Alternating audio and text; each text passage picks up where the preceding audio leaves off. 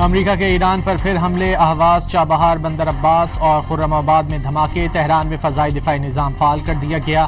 ایک میزائل اہواز شہر میں کینسر اسپتال کے قریب گرا۔ ایرانی فوج کا امریکہ کا MQ-9 ڈرون تباہ کرنے کا دعویٰ۔ ایرانی وزارت صحت کے مطابق حالیہ حملوں میں فوجیوں سمیت 35 افراد شہید، 300 زخمی ہوئے۔ ایران کے بھی خطے میں امریکی فوجی اڈوں پر جوابی حملے۔ پاسداران انقلاب کے مطابق اردن میں ازرق بیس پر امریکی تنصیبات کو ڈرون سے نشانہ بنایا گیا۔ کویت میں علی السالم بیس پر بھی میزائل اور ڈرونز داغے گئے۔ کویت کا 24 گھنٹوں میں 4 کروز میزائل اور درجنوں ڈرون حملے ناکام بنانے کا دعویٰ۔ واضح کیا حملوں میں مالی نقصانات ہوئے، جانی نقصان نہیں ہوا۔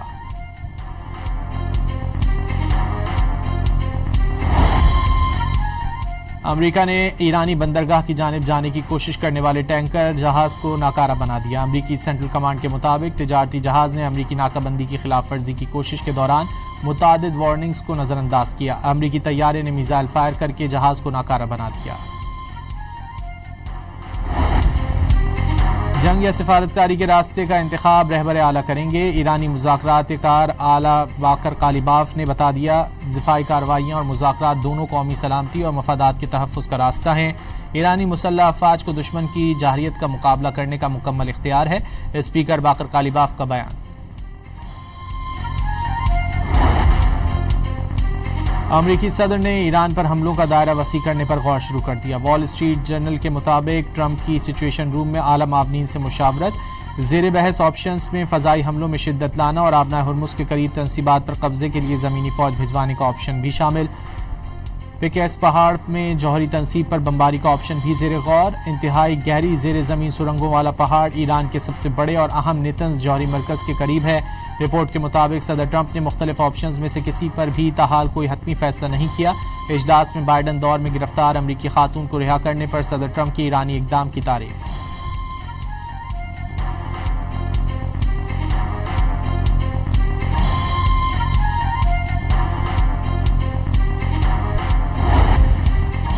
امریکی نائب صدر نے ایران میں زمینی فوج بھیجنے کی مخالفت کر دی۔ جے ڈی وینس نے واضح کیا اس وقت تمام تر توجہ آبنائے ہرمز میں جہاز رانی کی بحالی پر ہے۔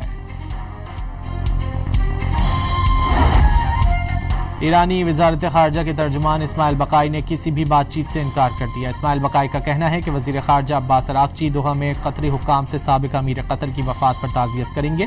امریکہ نے اپنے وعدے پورے نہ کر کے مفاہمتی یادداشت کے تحت اپنی ذمہ داریاں ترک کر دیں۔ ایران میں مبینہ طور پر لاپتہ پاکستانی شہریوں کے معاملے میں اہم پیش رفت۔ 2 پاکستانی شہری بحفاظت بازیابی کے بعد پاکستانی سفارت خانے پہنچ گئے۔ دونوں کا تعلق لاہور سے ہے۔ یوکرین نے بحر اسود میں 20 بحری جہازوں پر ڈرون حملوں کی ویڈیو جاری کر دی۔ 10 روز میں روس کے شیڈو فلیٹ سے تعلق رکھنے والے 136 جہازوں کو نشانہ بنایا جا چکا۔ یوکرینی ڈرون فورسز کے کمانڈر کا دعویٰ۔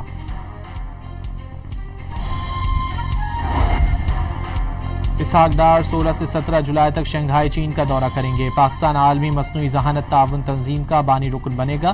نائب وزیر اعظم و وزیر خارجہ پاکستان عالمی مصنوعی ذہانت تعاون تنظیم کے قیام کے معاہدے پر پاکستان کی جانب سے دستخط کریں گے۔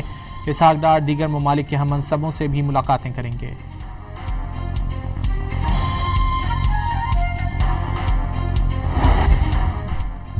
نون لیگ اور تحریک انصاف نے آج اسپیکر قومی اسمبلی کے آفس میں مذاکرات پر اتفاق کر لیا۔ نجی ٹی وی کے پروگرام میں وزیر مملکت بیرسٹر عقیل ملک نے پی ٹی آئی کو مذاکرات کی دعوت دی، جسے شفقت عباس آوان نے قبول کر لیا۔